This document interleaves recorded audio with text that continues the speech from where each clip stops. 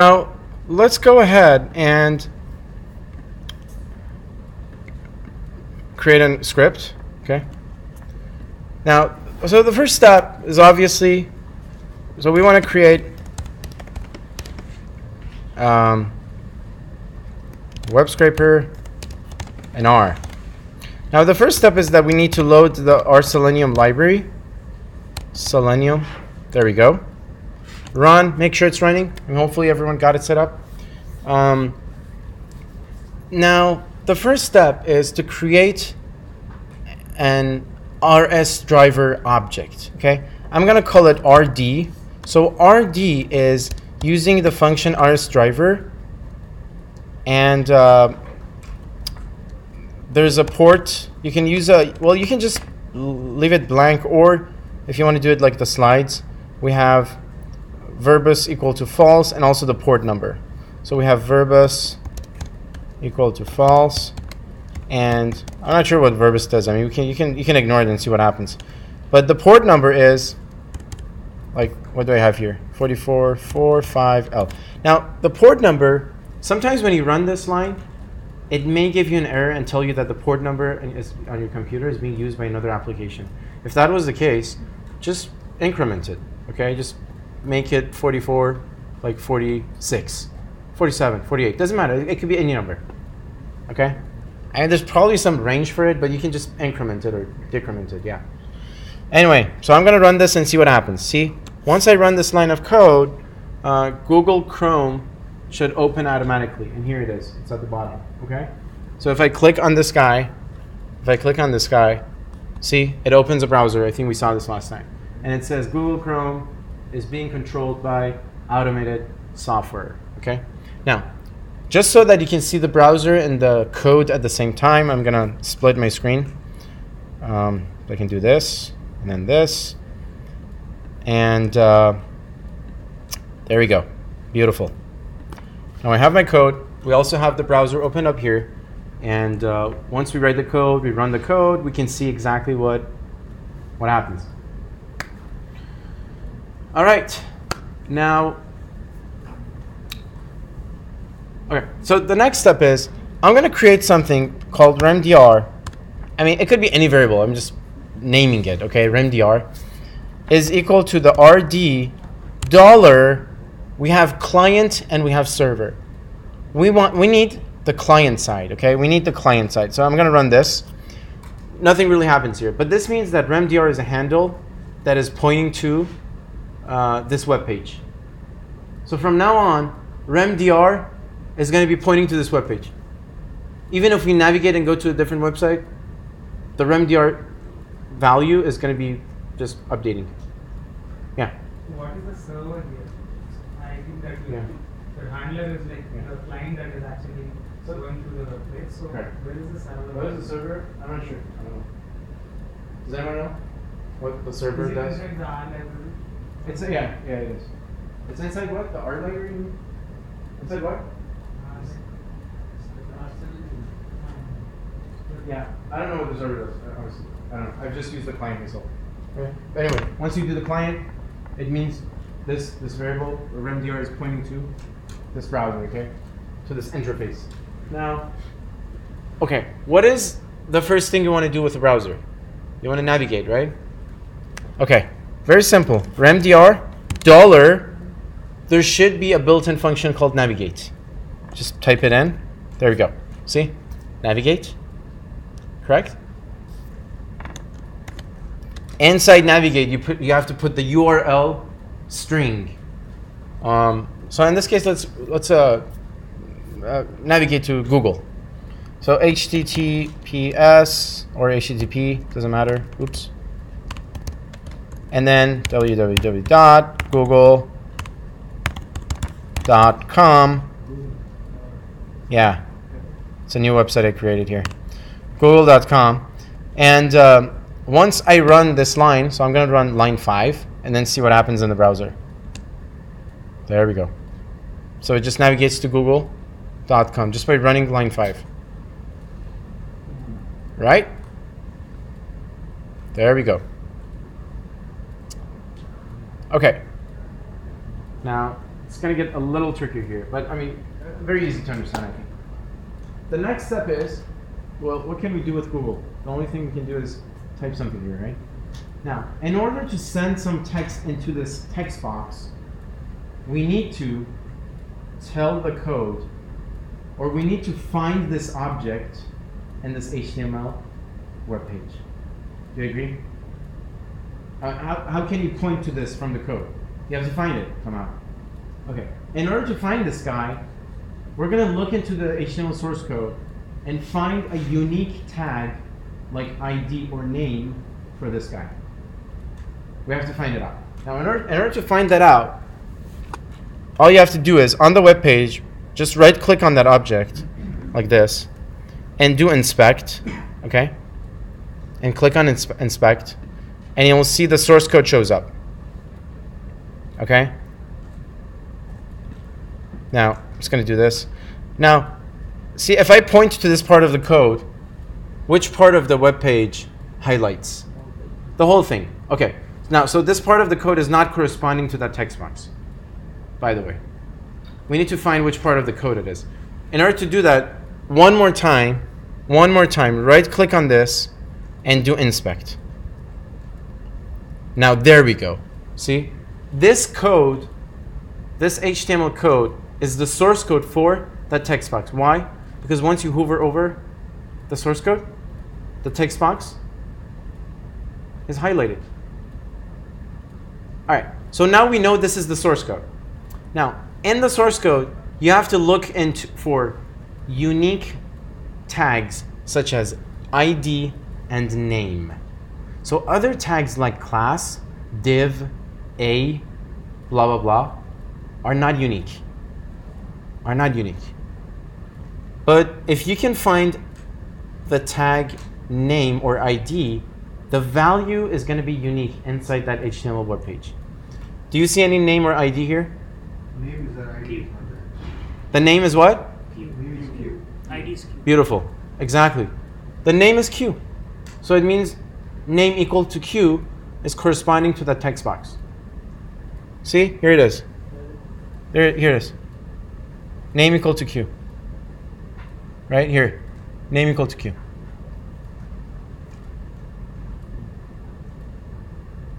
Sometimes you're going to find ID. Sometimes name. Sometimes none of them. Sometimes both. Okay? For the case which you can't find either none of them, I'll show you how to do it, okay, in the next round. But anyway, so now we learned that the name of the search box is Q. Okay, let's go to the code. Which variable right now is pointing to the web page? remdr. $, there should be a function called find element. There you go. So find element. Now, there's two inputs for find element. I have to say, what tag are we using? So we're using name. And what is the name? Q. There we go. That's simple. See? Super simple. So we do remdr find element using the name which is equal to Q. And if I run this, and if it runs successfully with no errors, it means that that remdr right now is pointing to,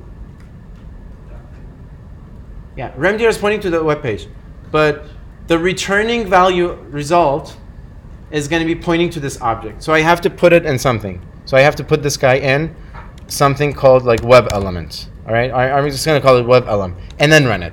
Okay, so now web elem is pointing to the search box, and remdr is still pointing to this page. Okay, so I think these two variables are is all we need. remdr is pointing to the web page, and web elem is pointing to this object that we found, which is the text box. Okay.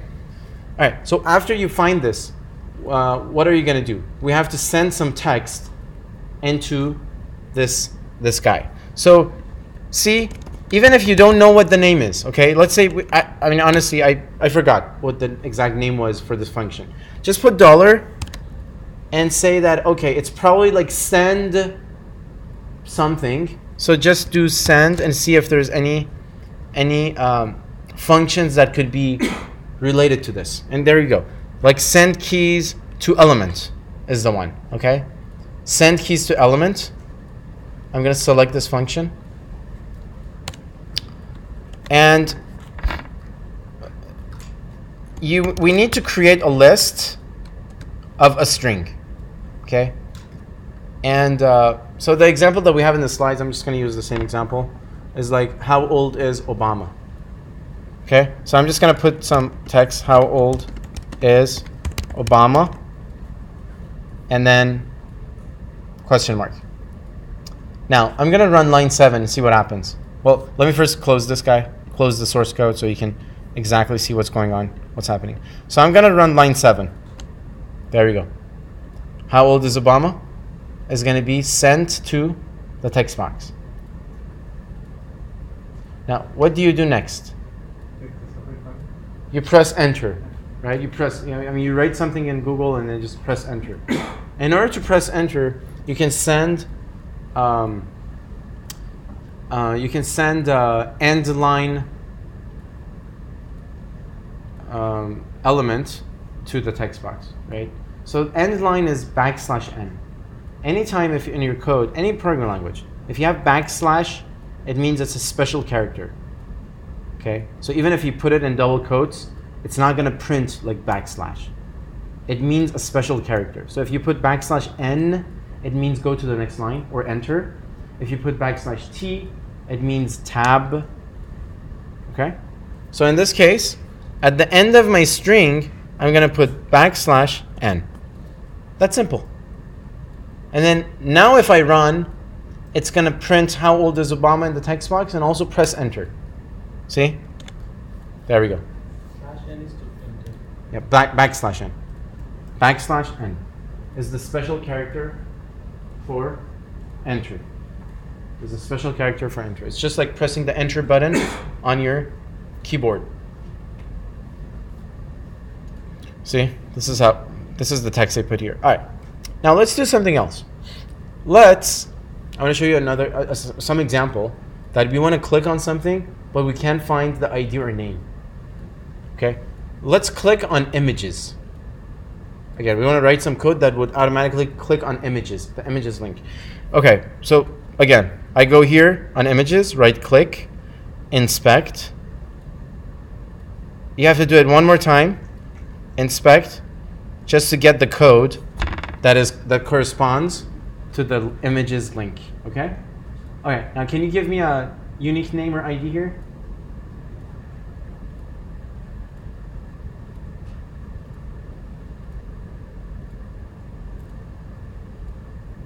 Images.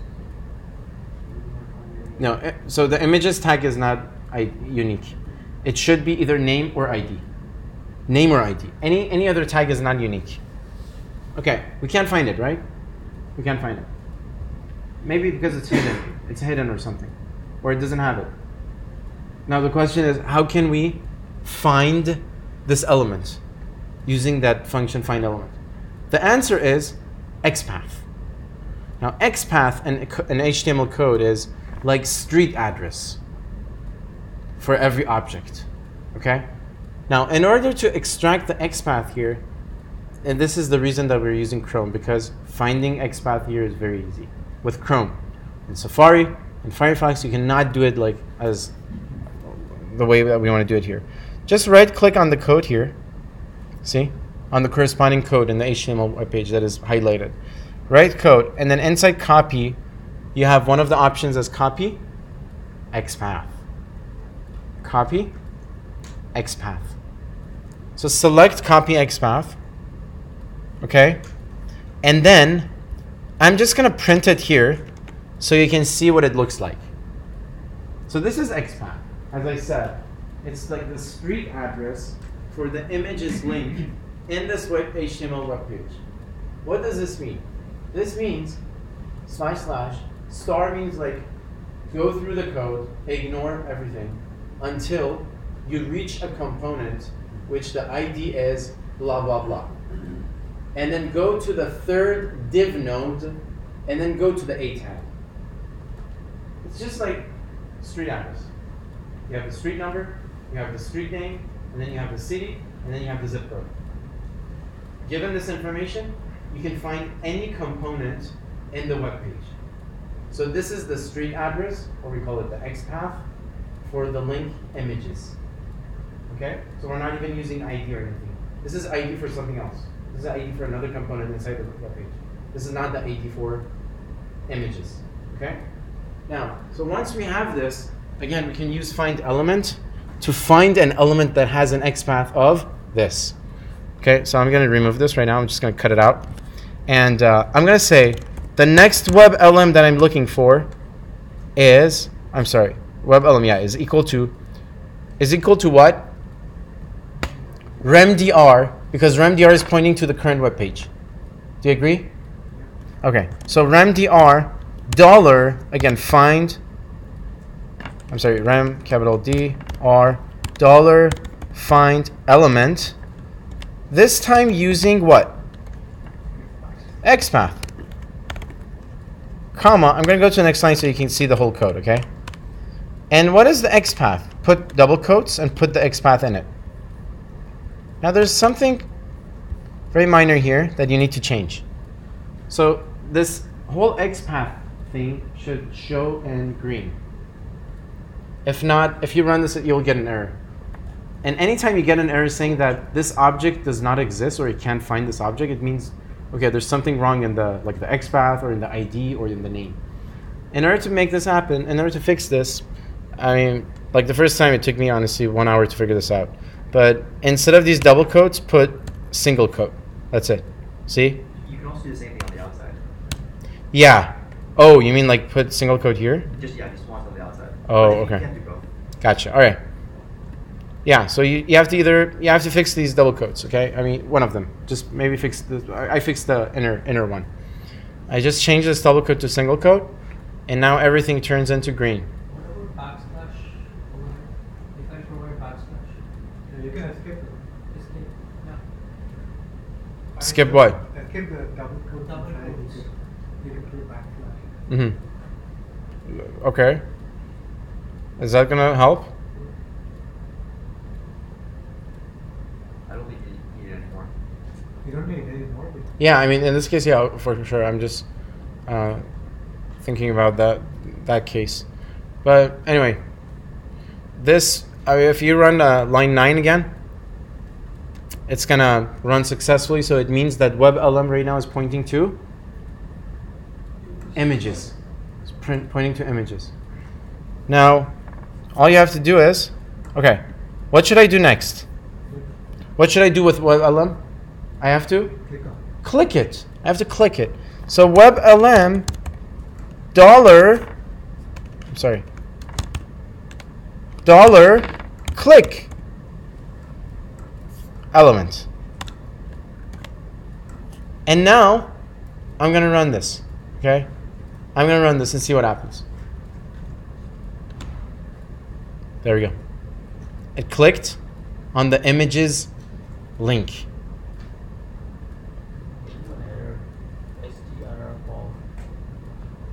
It's probably where did you get there? Here on this line?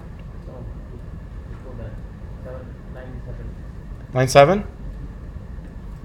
Did you put a list here? List.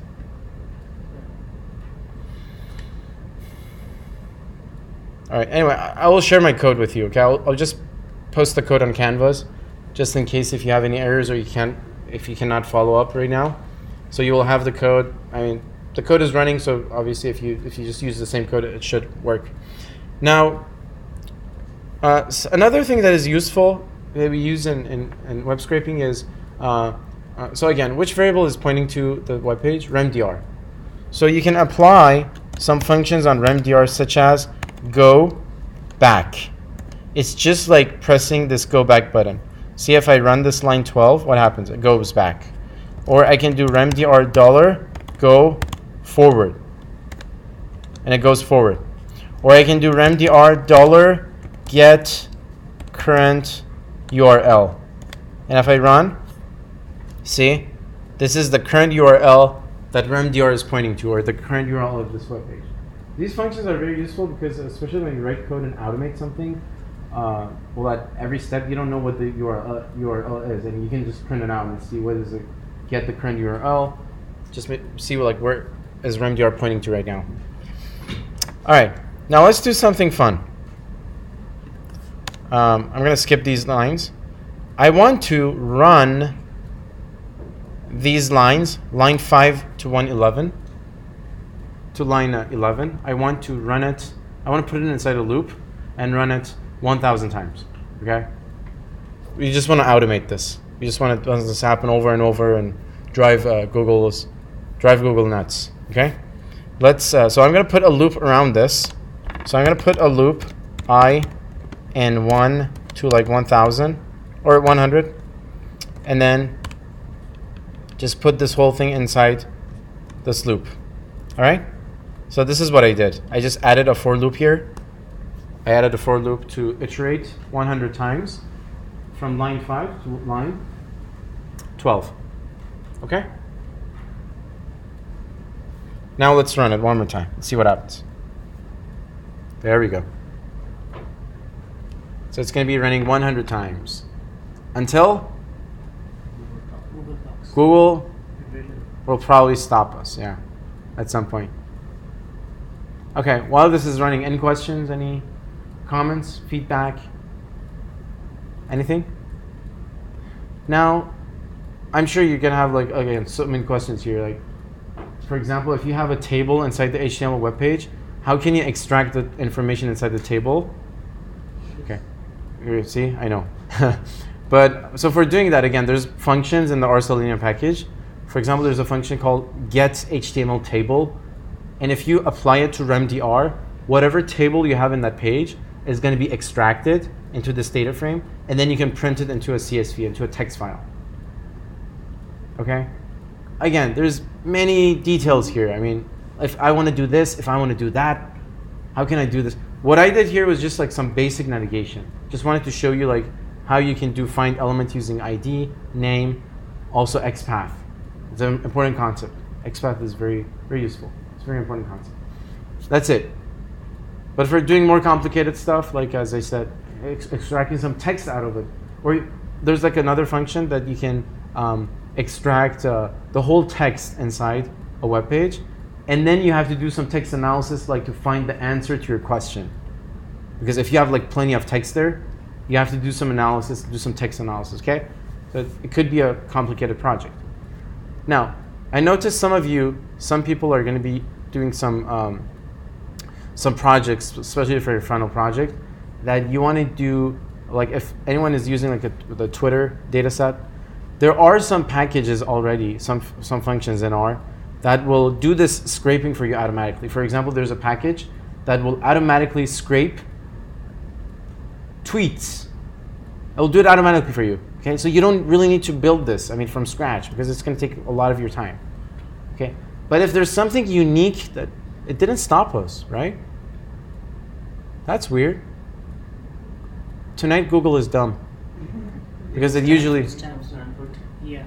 Yeah, maybe, I don't know, but it usually stops us. It should block us after like 25 rounds, but apparently it didn't happen. So anyway, For me, it came. I'm not a robot. Oh, really? That's a very cool thing. I mean, like Google, very many websites ask you like, just to make sure you're not a robot, you have to select like, find a bus out of all these images. And something I learned last night from one of the students in the class, they were mentioning that they're using this information for labeling these images. That's very, very smart.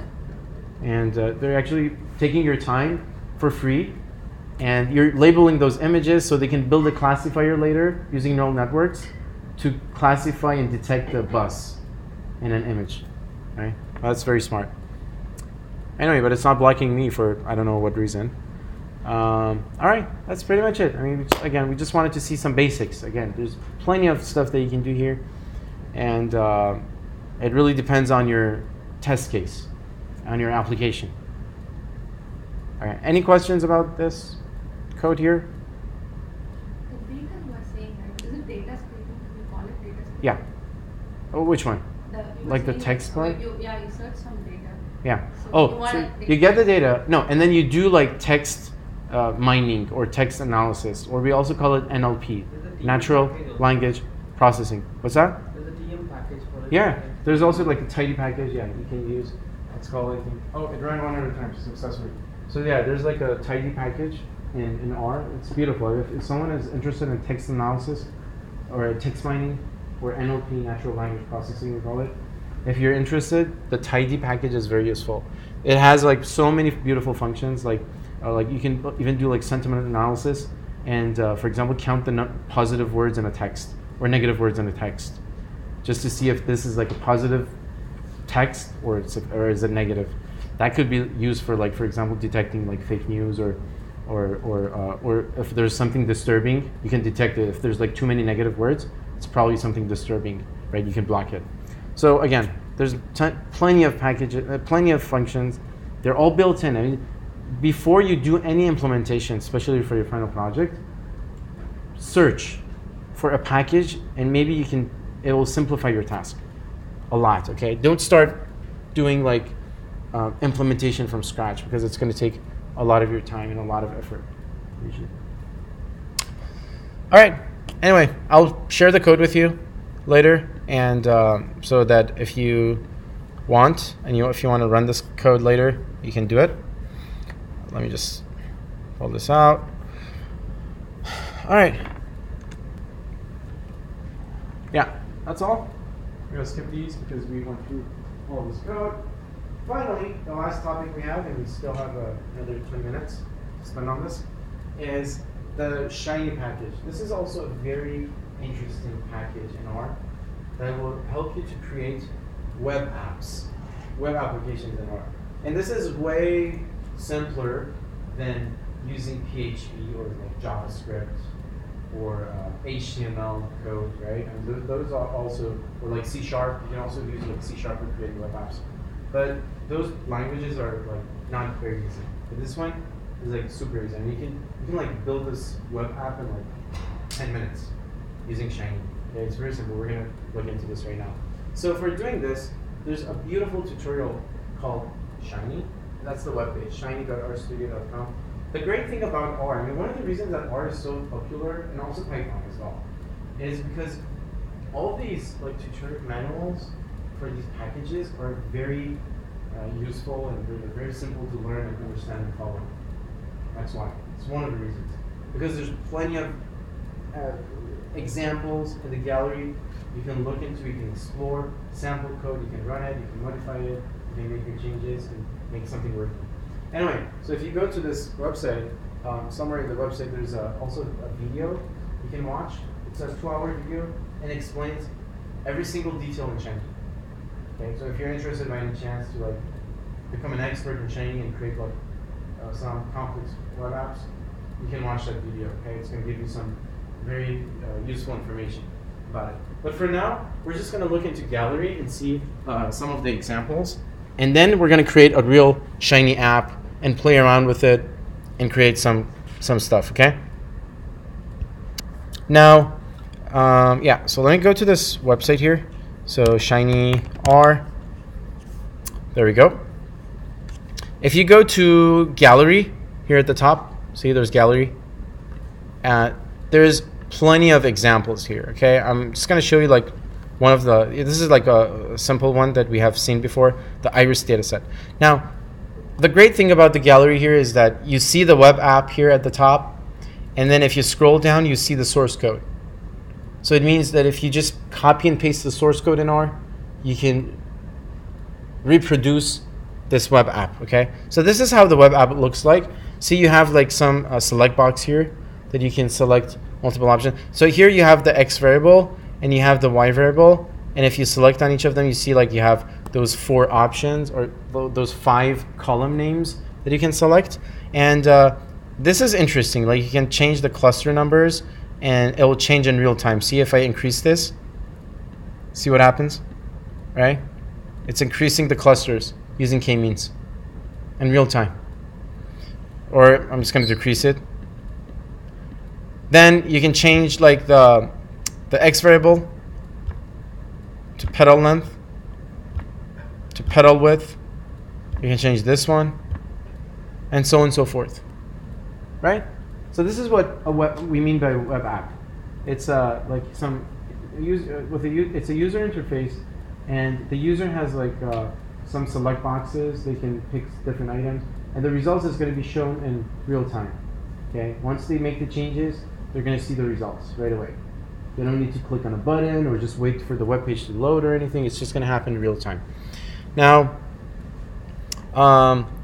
if you scroll down, this is the source code, and you will see like 2 tabs. So this means that every Shiny app has 2 source code or 2 files. One of them is called server.r, and one of them is called UI.r. It's kind of clear what they are, right? Like UI.r, if you click on UI.r, this is the UI stuff for creating these like select boxes, right? And the server side is actually creating this plot and doing the k-means clustering. Okay, so that's why every Shiny app needs a UI.r and a server.r. So that's going to be the first step for creating a Shiny app. You just create these 2 tabs, create these 2 files. Now let's go back and look into another example. This one is also pretty interesting. This is the GUI, or this is like the interface for the web app. Here you have options for selecting different books, like 3 books is in their database. And let's say this book is selected here. You can change the minimum frequency of the words, and the words shown here, it means that have been repeated at least 15 times inside the book. So if I increase this, the number of words shown here is probably going to decrease, right? And the larger means like the frequency is more. This is the maximum number of words that you want to be shown here. So I can decrease this to like whatever, or I can increase it. So we're going to get like more words, right? So anyway, so you can make all these changes and then like see the results in real time. That's it. See? You can also change the book. And for this one, you have to select change to see the result. Like in this book, change, you're going to see like a different set of words, okay? I'm going to increase this to see less number of words. And you can instantly see like which word has been repeated the most. Like this one, right? The one with the larger font is the one that has been repeated the most. All right. And again, just scroll down and you see the code. So this one also has global.r because that's where it's using the data, okay? It's accessing some database here. But the main files are server.r and UI.r. That's all we need for creating a web app. Okay. Now, the task right now is to I think I've also said this before, that the gallery link on the tutorials or on all of these manuals are very useful because you can simply just scroll into it, look into all different applications, different examples, and see if you can find something that is matching your application. And just need some minor changes. Copy paste the code, make the changes, make it happen, okay? Make it happen. This is I think I really like this approach because once you get something running in the first round, it gives you a lot of confidence. Comparing to the case that you want to write something from scratch and you write like 1,000 lines of code and you can't run it. And it takes you like 5 hours, you're struggling, you can't run it because you're getting errors. In the first case, you're going to love programming. In the second case, you're going to hate programming. Okay? Anyway, now let's go into RStudio and create our first web app in Shiny. Okay, and see how it looks like. Okay, now for doing this, as I said, the first task is first to get exactly the Shiny package installed, okay? So go to packages, install, and type in Shiny first, okay? Get this installed. So I'm gonna wait for a minute so that everyone gets Shiny installed. Hopefully it's gonna run successfully. And after that, do library of Shiny. Make sure that you can load the library again with no errors. All right.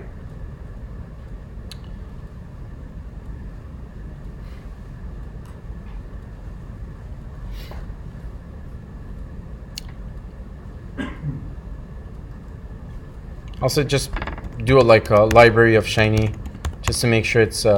Oops. library shiny. What am I doing?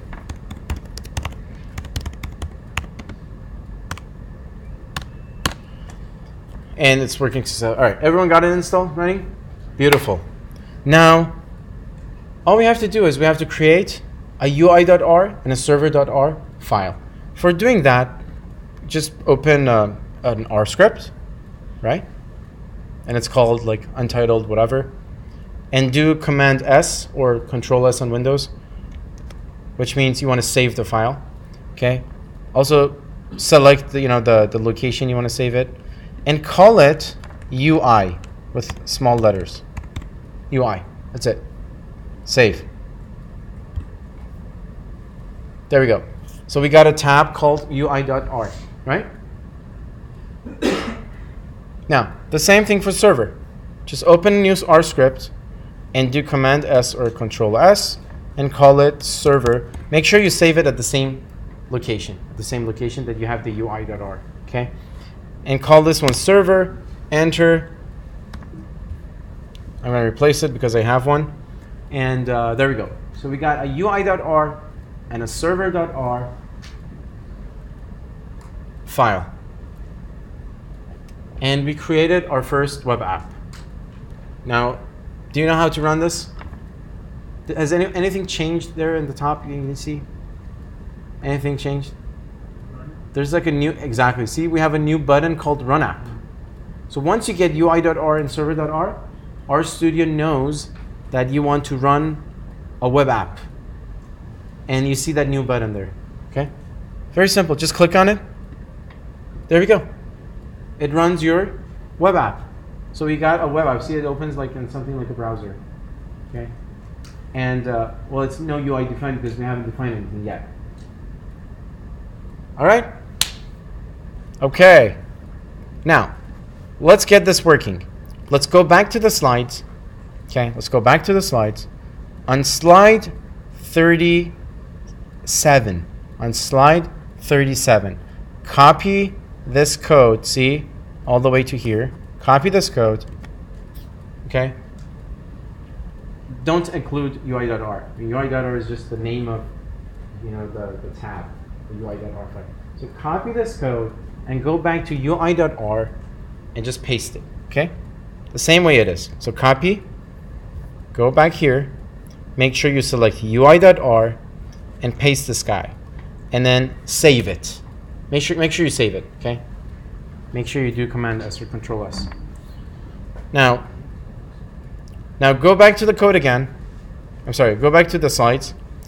In the next slide, we have code for server.r. So copy this and go to server.r and paste the code and save it.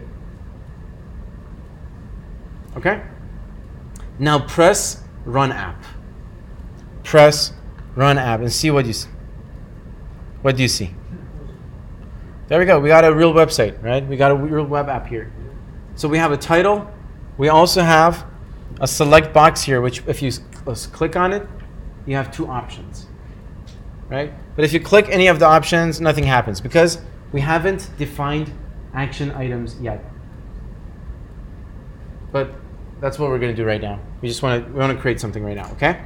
Now, so for example, if you want to change the header, plot the air quality data set, which code do we need to make a change? Which tab? UI.r, exactly. And see, you see the text here. So I'm going to change this to my first web app. Save it, and then run app. See? You see the change. That's simple. So this is what I mean, like playing around with the code. Make the changes you want.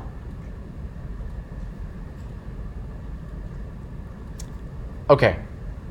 Now, the next task is, so here, apparently we want to use the air quality data set, okay? Like ozone, solar radiation, all that stuff.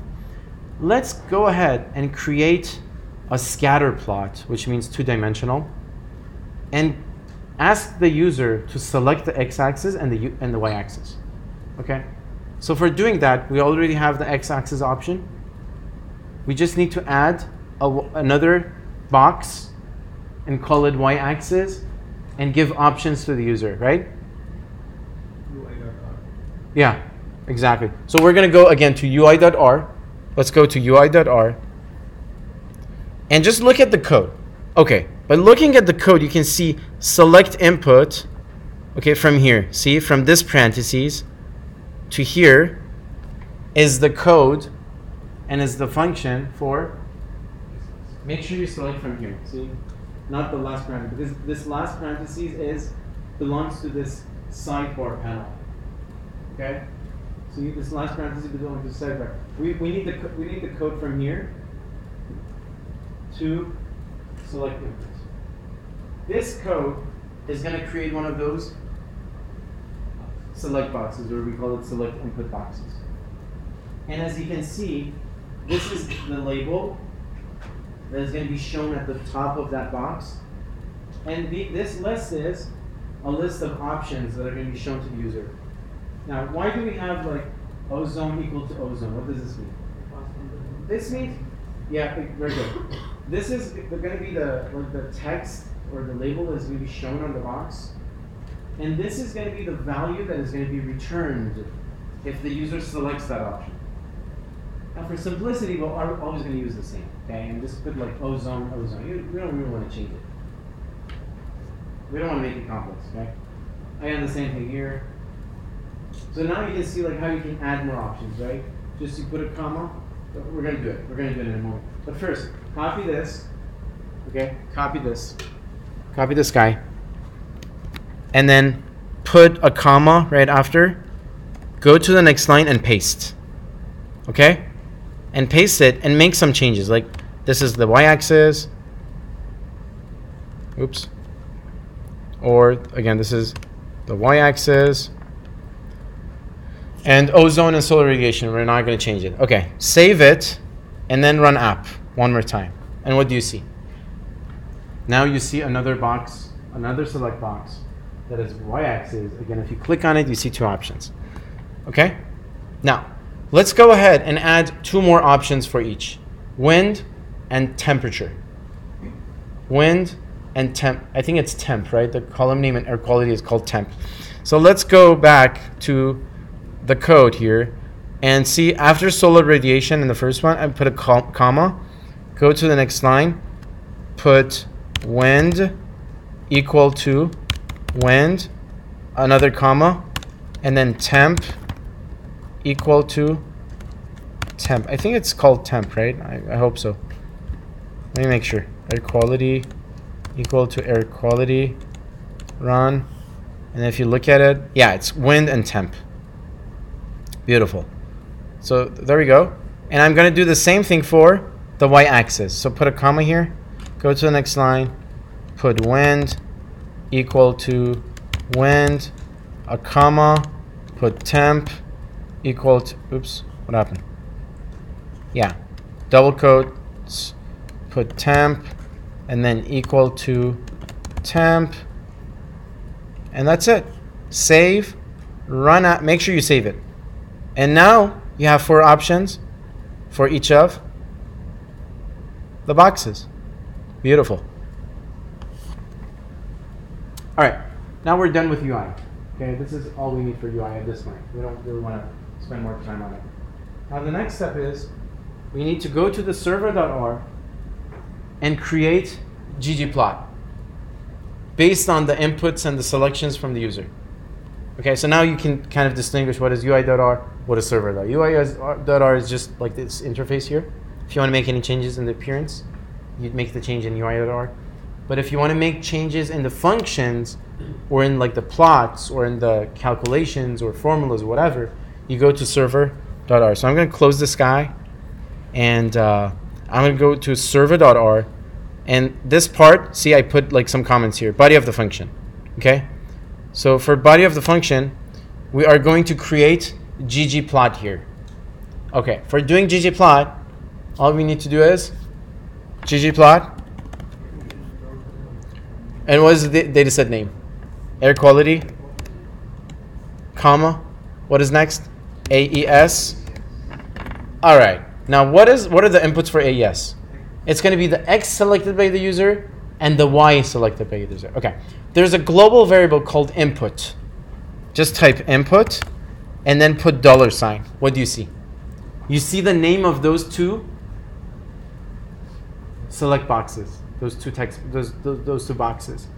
So if I select x-axis, it's going to be the input that the user selects as the x-axis. And if I put y-axis, it's going to be the one that user selects for y-axis. So it's going to be this, comma, input, dollar, y-axis. Okay? Now, there's something minor here. What is the type of the value that's going to be returned by this guy? It has double quotes, so it's a string. But we always put column names in AES, remember? We didn't include strings. We didn't include double quotes. How can we fix that issue here? Now, all you have to do is change this to AES underline string. That's it. Okay? So AES underline string will solve this problem. Because if you do this, it means that, okay, instead of the column names, you can put strings of the column names. All right? Okay, what do I need after ggplot? Plus, I go to the next line so you can see the code. Geom underline, point, and then let's also change the size to like 4 and change the color to purple for fun. All right? Plus, theme, underline, BW, the same stuff that we had for ggplot. Okay, you can add y label, x label, gg title, blah, blah, blah. Y lim, x lim, and all that stuff. Okay, save the file and run the app. What do you see? You see a ggplot. And the x and y axis is the default values here. But I can change them. See, I'm going to change the y-axis into solar radiation. And you can instantly see if there's any correlation between ozone and solar radiation. Let's see if there's any correlation between ozone and what else? And wind. Yes, there's a negative correlation. Let's see if there's any correlation between ozone and temperature. Oh, yeah, there is. There's positive correlation. See, so this is the use case of web apps. And you can create this web app. You can give options to the user. The user can play around with it, create different plots. And this is just one of the use cases. The code? You want to see the code? Okay. All right, yeah. Sure.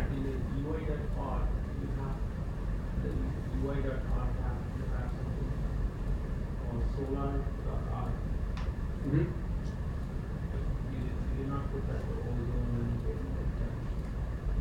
Okay, let me see.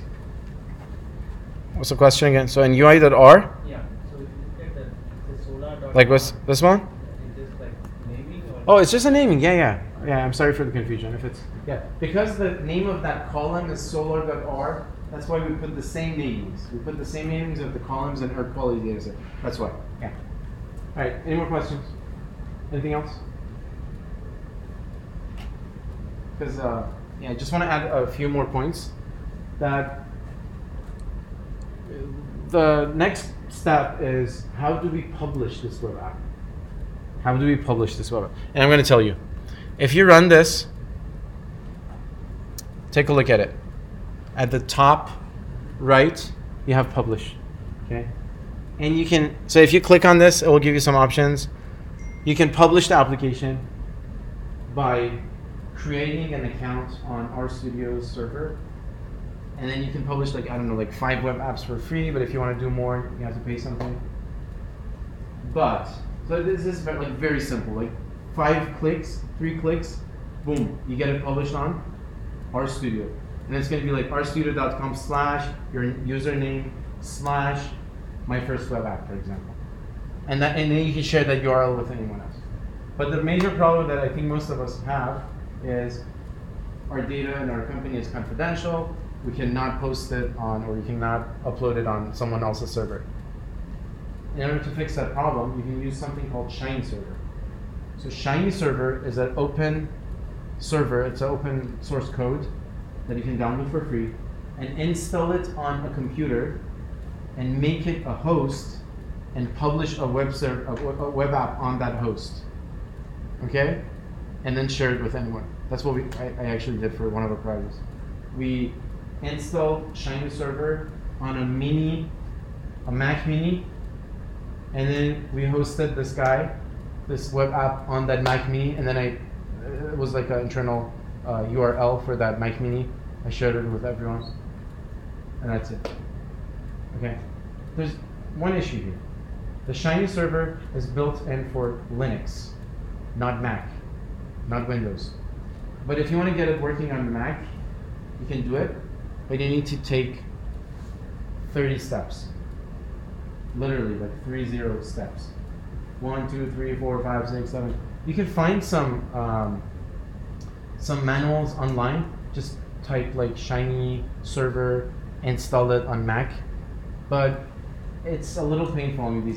I kind of like read multiple manuals and created one single set of scripts, like step 1 to 30, which will make it happen to publish a web app and get this Shiny Server installed on a Mac server. Okay, so if you want, I can share it with you, and it's like a very simple tutorial, and I can share it with you, and you can go through those steps and just make this happen. Okay, so it's doable. I mean, you can make it happen. All right. All right, that's all. I think we're. Suppose we have to build another app for World text mining or World Cloud. Is that just write the code on the Shiny? I'm sorry, for doing what? There are other templates, right? In the Yeah. Shiny Studios. Just code which is. Oh yeah. All you have to do is exactly. Just copy the code in UI.R there, put it in UI.R here, and server.R the same, and that's it. Yeah.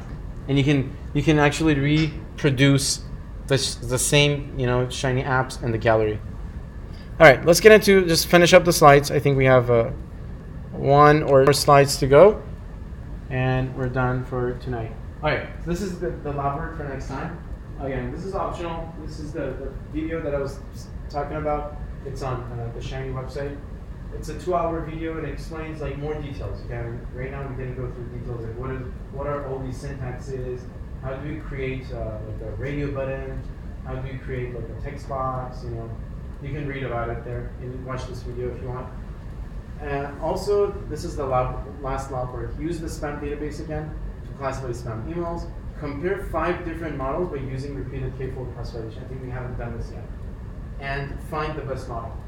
Well, since you're going to be doing this in your final project, most likely, you can just skip this. Okay, so this lab work is optional because you're going to be doing your final project. Okay, but if you want to skip your final project, please do this. Okay, so that you will learn. And also follow this link. Oh, but make sure you do this. This is mandatory. So these other two are optional. This one is definitely mandatory. Follow the link to run a query of the Titanic dataset and extract the most meaningful rules. This is very useful. All right, and that's all. We have one conclusion slide here, and I really hope you've learned R, data science, and basics, and programming R. The whole goal in this class, as I said earlier, was to learn the basics and the alphabet in data science. I mean, we didn't really go through anything advanced right now, and but. I mean, from now on, once you hear like repeated k-fold cross-validation, you know what it is. Clustering, k-means, you know what it is. Random forest, neural network, you have some sense about it, okay? And at least you have done something, you've got your hands on it, and that was the goal, okay? But I know many of you are going to ask, okay, what is going to be the next step? So the next step really depends on your plan and your goal, and what you want to do. Some people are more interested in more theory in machine learning, more details, and understand like the math that is going on in random forest and neural network. If you want to know about that, you can take there's an online course on Coursera, machine learning course taught by Andrew Ng. He's a Stanford professor here at the computer science department. That's the most famous course, online course. But again, that course, as I said, it's not applied. It's more like deep theory in machine learning. So I'm personally not interested in too much detail. But if you want it, or if you want to like take some interviews and you need that information, feel free to take the course. It's online, it's free. Spend time, make sure you do the homework and lab work, otherwise you're not going to learn. Okay? So that's one suggestion, if you have time. Take it, it's like, I don't know, it's like 20, 40 hours maybe, course. But after that, in order to become a data scientist, you need, let's get this because it's I think too distracting. If you want to become a data scientist, you need experience. You need to get your hands on. Okay. Now, I know most of you are probably doing full-time jobs. You have a family, you have kids. You cannot like do an internship right now to learn data science and get experience. Okay. If you're in grad school, I don't think any of you are in grad school, but just in, oh, we have one grad student here. So if you're in grad school, the best way to become a data scientist is just doing internships. Okay. Internships in big companies. That's the best way, because for internships, people don't expect experience from you, and you can simply do it. And that's how I learned. Actually, I did like 3 internships during my grad school, and I really got my hands on like machine learning, predictive modeling, which I never learned in grad school. Okay, so that's the thing. But if you're doing a full-time job and you still want to advance and learn in machine learning, and I think the best thing is that, because right now in every company there's like so much data, you can simply define a machine learning task and project. Okay, you just sit down with your teammates, with your manager, and define some machine learning project and start working on it as part of your full-time job. Okay, that's again another suggestion. Some others say if you have more free time, you can do some projects on Kaggle. Okay, but just to be more specific, data science is very broad topic, right? We saw tons of applications. Now you have to decide which track you want to pursue. Okay, there's many different branches here right now in data science from now. Okay, time series analysis is one of them we talked about. Computer vision and deep learning, natural language processing (NLP), audio processing, or like sound processing again, like applying machine learning, exactly, like speech recognition. Now each of these branches requires a lot of knowledge, and you have to get deep in it and solve problems and gain information. And even when you apply for like a data science job, we don't have like general data science. Okay, usually that's not the case. It's usually going to be in one of these fields. Like if you want to do like data science in the Siri team, you have to do speech recognition. Okay, signal processing and audio detection. But if you want to get hired like in the maps team, you're probably going to do computer vision, deep learning, image recognition, face detection, and stuff like that, object detection. Okay, or if you want to do some like sensors data and apply data science and machine learning to sensors data, you're probably going to need time series analysis. Okay, so you also have to make a decision that which area I want to pursue and get deeper in it. Okay, get deeper in it. Get again more projects done. There's again plenty of books on each of them, a lot of online courses. So I think you have to make a decision and just pursue them in that domain. All right. Again, if you have any questions, let's keep in touch from now on until any time.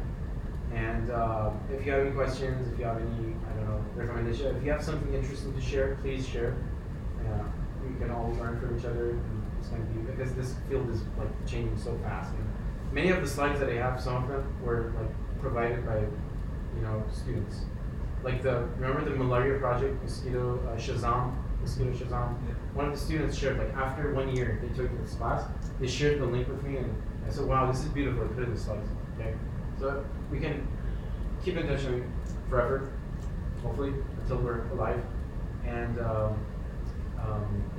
and keep up the great work. Again, I'm gonna hopefully meet you in 3 weeks from now, so end of November, and I know some of you may be traveling or have some plans before, not able to attend. If you have at least 1 or 2 people on your team that can do the presentation for you, that's good. That's enough. Okay, you will get the same score, the same grade as the rest of the people. I'm also going to bring in like a GoPro video camera.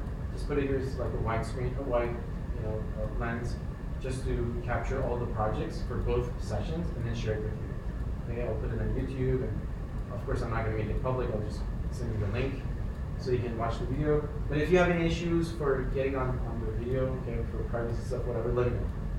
And I don't know, I'm gonna do something. Maybe I'm gonna take you out of, do some video processing and take you out of the video, maybe, or anyway, just let me know, okay? So I'm gonna do that for next time in 3 weeks, and then share the video with you, so you'll also get some information and some knowledge about the projects that are happening in the other session as well. All right, that's all. Thank you so much. Thank you. Appreciate it. All right, so I'm going to be here if you have any questions about your current project and anything. All right, have a great weekend, guys.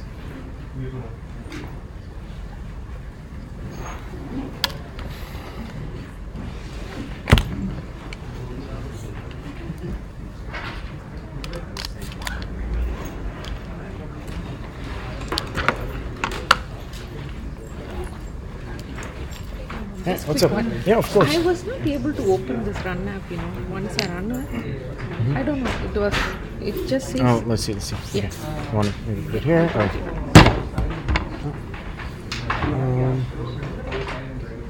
oh, no. So, okay. So, Okay. so yeah, this is not gonna. Did you copy it from the slides? Or Yeah, right. Really? How did it taste like that? Okay. So let's see. Shiny server. Let's run it one more time.